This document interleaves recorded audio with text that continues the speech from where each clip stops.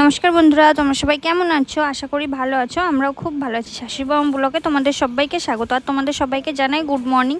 তো সকাল সকাল দেখো মাছালা এসেছিলো, মা মাছ নিয়ে নিয়েছে। এই মাছগুলোকে আমরা মরলা মাছ বলি। তোমরা কি মাছ বলো আমাকে কমেন্ট করে জানাবে। তো আমার চ্যানেলটিকে এখনও যারা সাবস্ক্রাইব করনি তাড়াতাড়ি সাবস্ক্রাইব করে দাও। আর আমার মেয়ে দেখো ওর ঠাম্মি মাছ কাটছে, আর ও মাছ কাটা দেখবে বলে চেয়ারের উপরে বসে গেছে। তুমি কি দেখছো মাম্মা? ফিশ কই? ফিশ ওই যে ওই যে বললাম একদম সকাল সকাল এসেছে মাছালা কাকু। তো মা ওইদিকে মাছ কাটছে আর আমি এইদিকে, মা বললো একদম সিম্পলভাবে করো। তো রুটি আর বেগুন পোড়া আর ঘরে একটু শসা ছিল, স্যালাড বানিয়ে নিয়েছি জাস্ট শসা দিয়েই। তো এইটুকুই আজকে হয়েছে সকালের খাবার। তো মায়ের সুগার আছে তোমরা অনেকেই জানো, তো সেই জন্য মা সকালে রুটি আর রাত্রে রুটি খাই আর দুপুরবেলা ভাত। তো এইটুকুই করে নিই। তো মায়ের সাথে সাথে আমরাও খেয়ে নিই, কারণ আমাদের জন্য আর আলাদা করে কিছু করি না, আমরাও রুটি সবজিটাই খেয়ে নিই। তো তোমরা দেখলে আমাদের সকালের ব্রেকফাস্ট হয়ে গেছে। এখন সকাল 11টা বেজে গেছে। তো এবার দুপুরের খাওয়া দাওয়ার আয়োজন করা হবে। তো আজকে কি রান্না করব, ওই যে মা যাচ্ছে দেখ।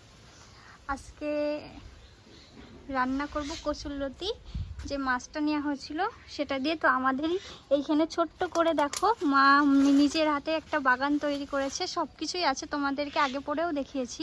তো তোমরা এবারও দেখো, সুন্দর একটা ছোট্ট মা নিজের হাতে সবজি বাগান করেছে। মা এখন যাচ্ছে কচুরলতি কাটতে। মা একটু হাত তোলো। ও আমার মেয়ে কত খুশি। মাম্মা একটু হাই বলো। বলে বাবারে, এই যে দেখো কি সুন্দর কচুরলতি হয়েছে। ভেঙে গেল না? দারুণ হচ্ছে, মোটা মোটা। এইদিকে তো একটু জল নেই মা। উরি বাপরে কত বড়। তুমি কাটো। হ্যাঁ, দেখতেই পাচ্ছ মায়ের হাতে কতগুলো কচুরলতি। এতেই আমাদের শাশুড়ি বৌমার হয়ে যাবে। কচু বাগানের ভিতরে চলে গেছে মা। আমাদের কচু গাছগুলো দেখেছো মায়ের, মানে কত বড় বড়, দেখতেই পাচ্ছ, দারুণ। আর এই কচুগুলো যা মিষ্টি খেতে, মনে হয় কি যে চিনি দেয়া আছে। এই যে দেখো উস্তে গাছ হয়েছে।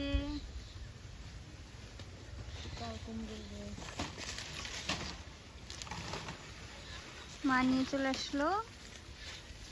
এই যে লঙ্কা গাছ। কচুরলতি কাটা হয়ে গেল মা? হ্যাঁ হয়ে গেছে। এই যে এবার আমি ধুয়ে নেব।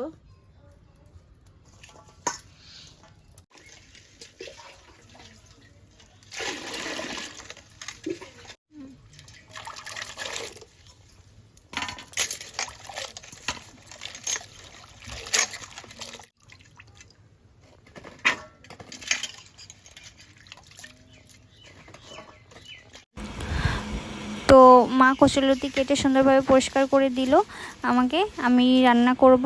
আর এইদিকে দেখো মাংস এনেছে, মাংসটা মা পরিষ্কার করে নিচ্ছে এবার। তো এখানে দেখো 1 কিলো খাসির মাংস আছে, আর একটু চর্বিও দিয়ে দিয়েছে, কারণ মা চর্বি খেতে ভালোবাসে, মা বলে দিয়েছিল একটু চর্বি আনার জন্য। তো এই যে দেখো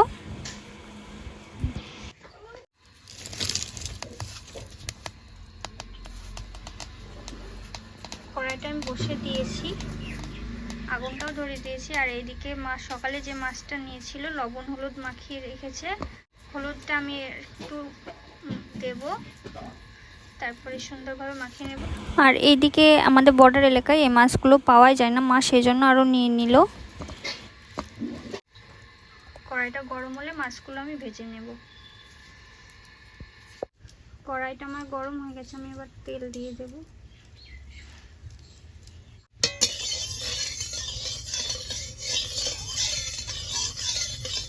তেলটা গরম হয়ে গেছে, আমি এবার মাছগুলো দিয়ে দেব।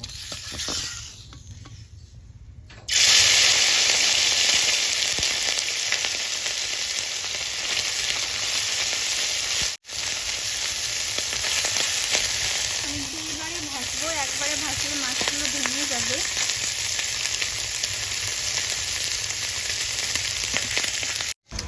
দেখো মাছগুলো ভাজা হয়ে গেছে আমার, আর আমি চারিদিকে তেলটা মাঝখানে রেখে মাছগুলো কড়াইয়ের একটু উপরে তুলে দিয়েছিলাম যাতে তেল সমেত না তুলি। একদম পুরো তেলটা ঝরে গেছে মাছগুলোতেও। এটা আমার শাশুড়ি মায়ের সাথে শেখা। তো এই যে তেলটা ছিল সেই তেলটাই রয়ে গেছে। তো কড়াইতে একটু তেল ছিল, আমি আরেকটু তেল দিয়ে দিয়েছি।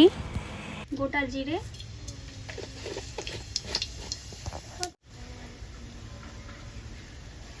এবার আমি মশলাটা দিয়ে দেবো। এখানে আছে জিরে, আদা, রসুন, পেঁয়াজ আমি সুন্দরভাবে শিলে বেটে নিয়েছি। এবার এটাকে সুন্দর করে ভেজে নেব।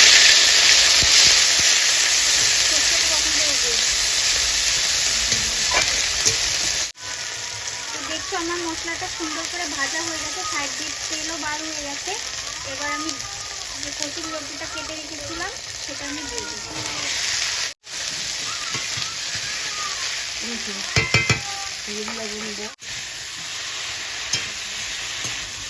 দেখো সুন্দরভাবে আমি কচুর লতিটা মিক্স করে নিচ্ছি। এবার আমি একটু 5 মিনিটের জন্য ঢেকে দেব। তো দেখো 5 মিনিট পর আমি একটু দেখে নেব।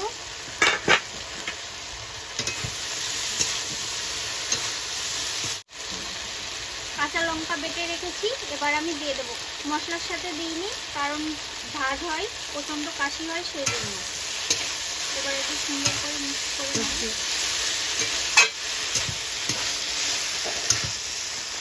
আমি আর একটু ঢুকে দেবো, তারপরে সর্ষে দেবো।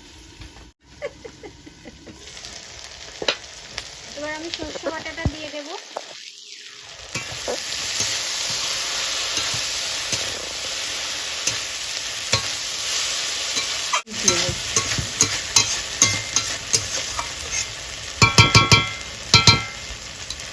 আবার একটু আমি ঢেকে দেবো 2 মিনিটের জন্য, ঢাকবো আর নেড়ে চেড়ে নেবো সুন্দর করে। কচুর লতিটাকে নেড়ে চেড়ে ভালো করে ভেজে নেব।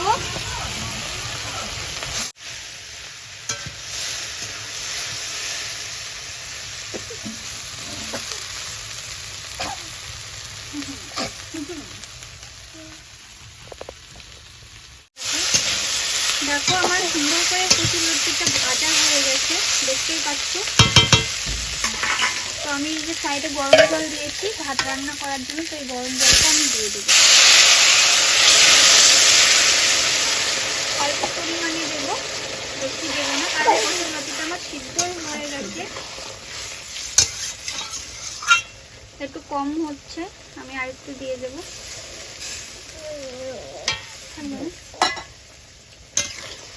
এই যে একদম ঠিকঠাক জল হয়েছে, তোমরাও ঠিক করে দেবে।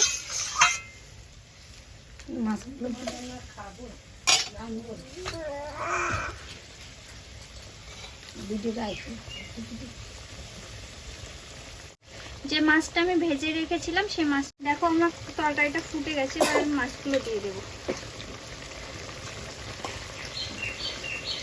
থাকবে না, এবার আমি নেড়ে নেব।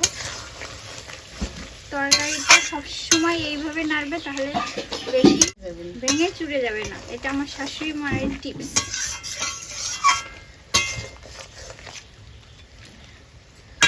তো তরকারিটা হতে থাকো, তোমরা ভিডিওটা দেখতে থাকো। তো দেখো তরকারিটা আমার প্রায় হয়ে এসেছে, দেখতেই পাচ্ছ জলটা পুরো মাখো মাখো হয়ে গেছে। এই যে কচুর লতিটাও সিদ্ধ হয়ে গেছে। একদম কম টাইমে কম সময়ে রান্না হয়, তোমরাও বাড়িতে অবশ্যই করে দেখবে।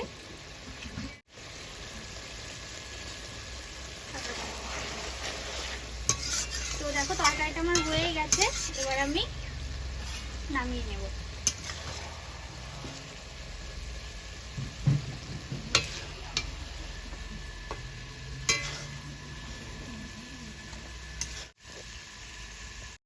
তো এই যে দেখলে তোমরা রান্নাটা আমার কমপ্লিট হয়ে গেছে। কচুর লতি দিয়ে মোরলা মাছের ঝাল খুব সুন্দর হয়, তোমরা বাড়িতে অবশ্যই ট্রাই করে দেখবে। আর ভিডিওটা যদি ভালো লাগে একটা লাইক কমেন্ট শেয়ার করে দিও, আর আমার চ্যানেলটিকে সাবস্ক্রাইব করতে ভুলো না। তো চলো এবার বাকি রান্নাটা করা যাক, সেটাও তোমাদের সাথে শেয়ার করব।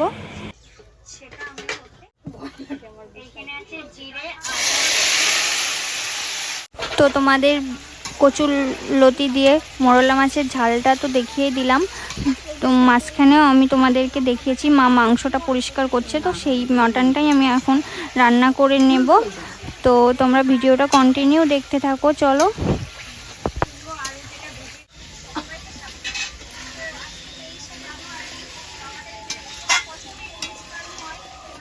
তো মাটনটা পুরো রান্নাটা তোমাদেরকে দেখাতে পারলাম না, কারণ একটু তাড়াতাড়ি করছিলাম, সেজন্য মা একটু চলে এসেছিলো, পরে আর শ্যুট করা হয়নি। তো এবার দিদিভাইকে খেতে দিয়ে দিচ্ছি। দেখো, তো ভাত দিয়েছি আর দিদিভাইয়ের জন্য একটু মাছ ভাজা রেখেছিলাম, মাছ ভাজা আর কচুর লতি দিয়ে মোরলা মাছের ঝাল আর মাটন। তো এইটুকুই আজকে করা হয়েছে, এই দুটোই। তো দিদিভাইকে খেতে দিয়েছি, দিদিভাই টেস্ট করে বলবে কেমন হয়েছে, চলো।